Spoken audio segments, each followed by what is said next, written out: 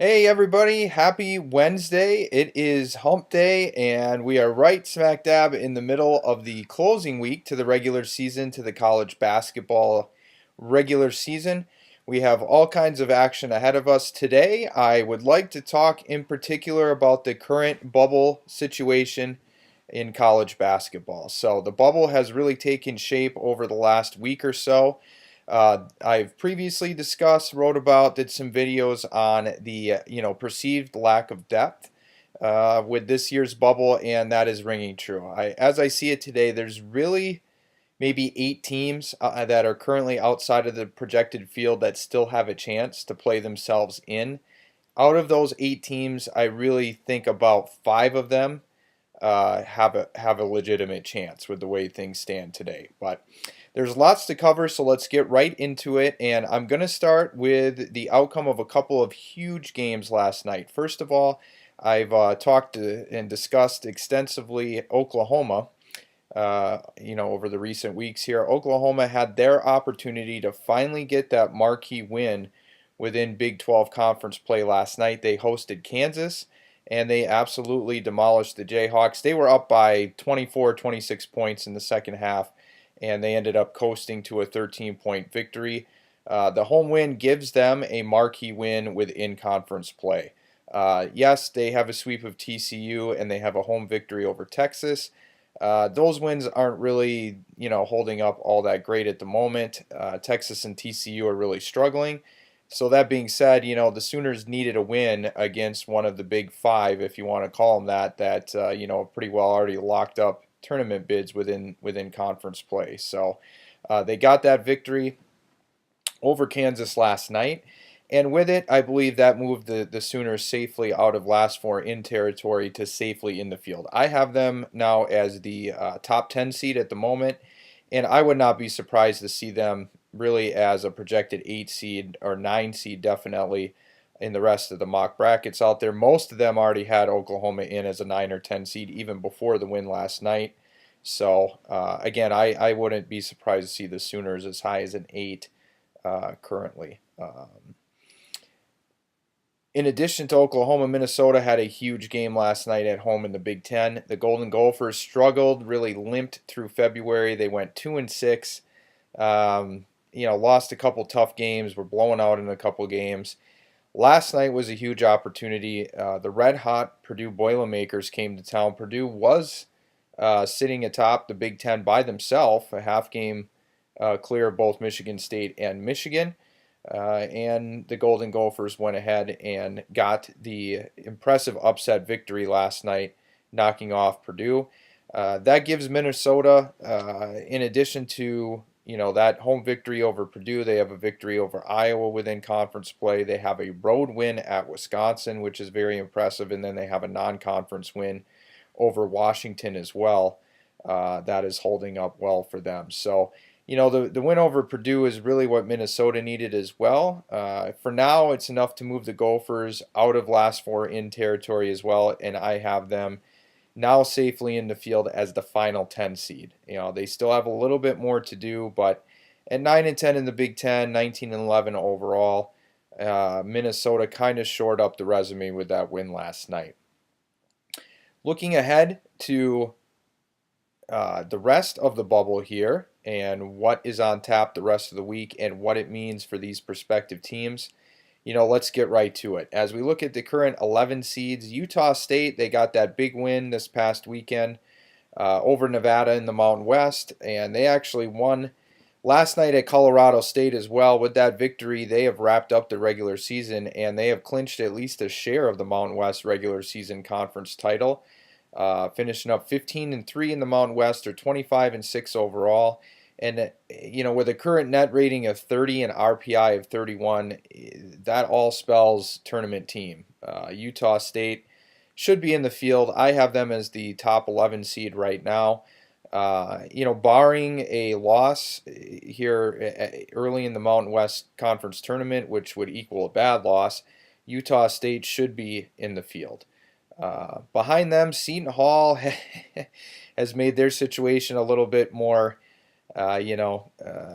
complex that it needs to be. But the Pirates have dropped a few games recently, and all of a sudden, what was looking like a very solid, maybe 7, 8 seed, they've now slipped back to an 11. They have a net ranking of just 63, an RPI of 63. But they have a non-conference win over Kentucky, and they have a couple marquee wins within the Big East play.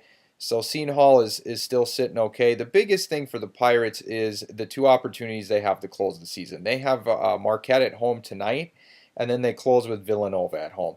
You have a chance for two marquee wins right there, and really win one of them. If the Pirates can split those two home games and go 1-1, that should be enough and enough of a boost to their resume to keep them in the field, especially with a non-conference neutral floor win over Kentucky. Seton Hall should be able to hang on. Now, if they lose to both Marquette and Villanova, that would put them 7-11 in Big East, 16-14 overall to end the regular season, and that is not looking so hot. So for Seton Hall, win one of your last two, and I think you're in. Continuing to go down, Arizona State and Texas would be the final two 11 seeds. Both of those teams are very close to being last four in. In Arizona State's case, they do have, I think, a good enough non-conference resume. They have a win over Kansas. They also have a victory over Mississippi State and a victory over Utah State as well, which all of a sudden is looking better and better in non-conference. They also have a home win over Washington within the Pac-12. Of course, Washington is the only team that offers any kind of a significant win within the very weak Pac-12 this year. So Arizona State, a good enough non-conference resume, 4 wins over teams that would be in the tournament right now. I still have them as an 11. That being said, they finished the season at in-state rival Arizona, who is down this year. They need to take advantage. They need to beat the Wildcats. A win won't make or break it for them, but a loss certainly would make their situation a little bit more precarious heading into the Pac-12 tournament. So, and now finally we get to the last 4 in at the moment. I have Temple right now. They would be the first of the last 4 in, if you will.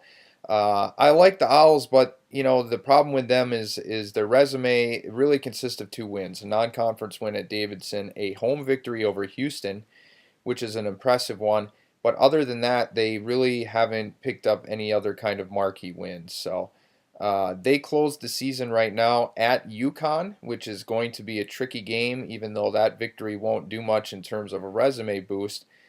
They need to avoid a loss in what is a fairly difficult environment to go pick up a win. And then they finished the season at home against Central Florida. Of course, Central Florida just got their big marquee win at Houston over the weekend.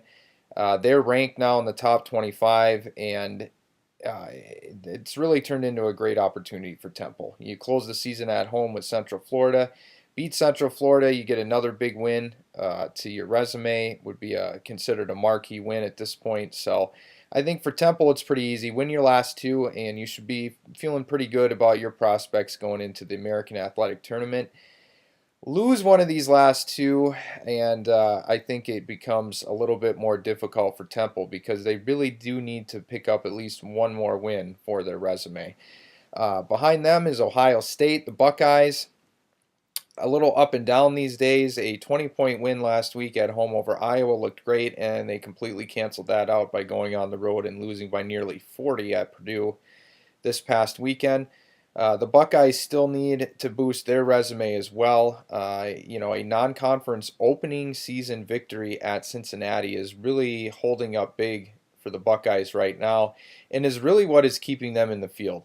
They have a game here midweek in the Big Ten that won't do much as far as resume boost. They play Northwestern, but they closed the season this weekend at home over Wisconsin. Ohio State desperately needs a win against one of the Big 5 teams in the Big Ten, and the Wisconsin game this weekend provides that opportunity, and it's at home. But Ohio State loses that game, I think it's going to be very difficult for them to remain in the projected field heading into the Big Ten tournament. Again, they kind of need that one more win, and the game against Wisconsin this weekend would afford them that opportunity.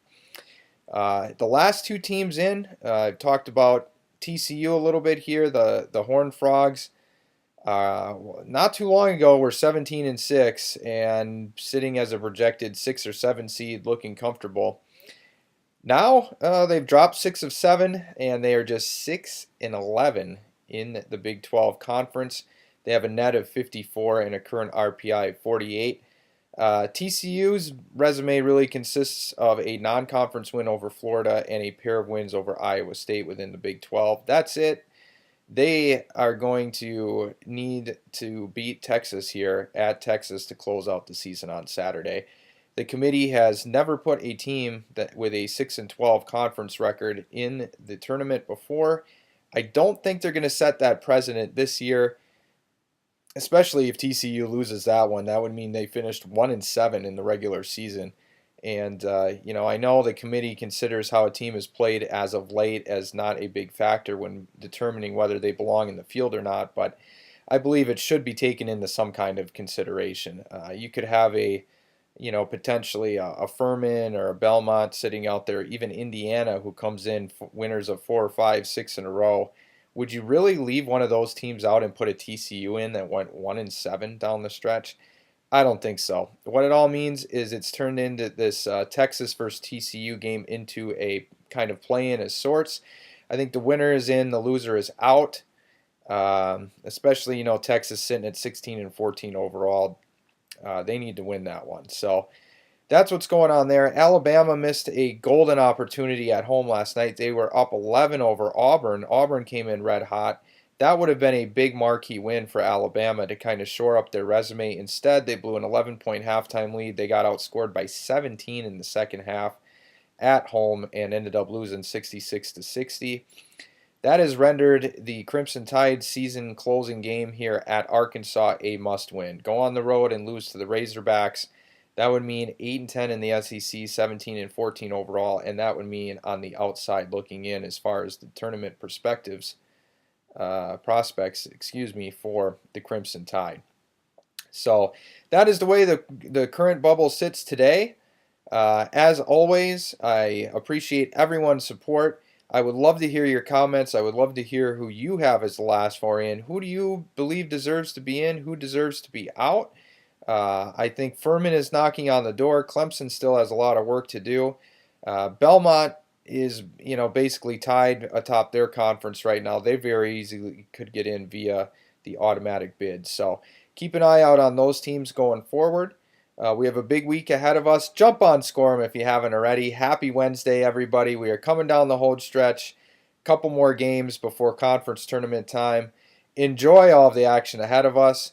And as always, like I said again, thank you for your support. Happy Wednesday, everybody. Have a great day out there, and see you again soon.